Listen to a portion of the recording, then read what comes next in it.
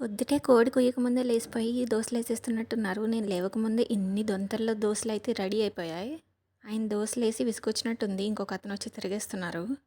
దోసలు భలే కరకరలాడుతున్నాయి. 2 దోసలైతే తీసుకొచ్చి మన ప్లేట్‌లో పెట్టేసుకుందాం. దీంతో పాటు చట్నీ కూడా యేసుకుందాం.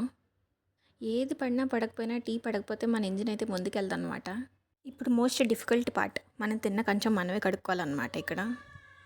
ఓన్లీ దోసలతో అయితే నా కడుపైతే అస్సలు నిండదండి. దానికోసం నేను శనగలు నానబెట్టుకున్నాను కదా! సో, అవి ఉడకబెట్టుకుంటున్నాననమాట ఇప్పుడు కెటిల్‌లో. కావాలంటే స్టవ్ మీద కూడా పెట్టుకోవచ్చు. కానీ నేను కెటిల్‌లో ఉడకబెట్టుకుంటాను. సర మరిగిపోతున్నాయి నీళ్ళన్నీ. సో, ఇదండి ఇవాళ మన ప్రోటీన్ ఇంటేక్. శనగలు ఇంకా బనానా అనమాట.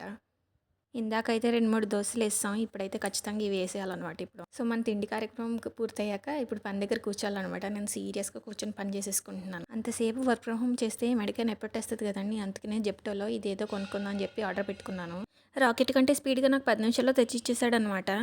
నాకు అసలుకే చేతుకులెక్కువ. వెంటనే ఇప్పి చూసేసానండి. వామ్మో! భలే ఉందండి. Comfy comfy. సైనింగ్ ఆఫ్ మీ గోదావరి అమ్మాయి ఇన్ బెంగుళూరు. లైక్ కొట్టేసేయండి.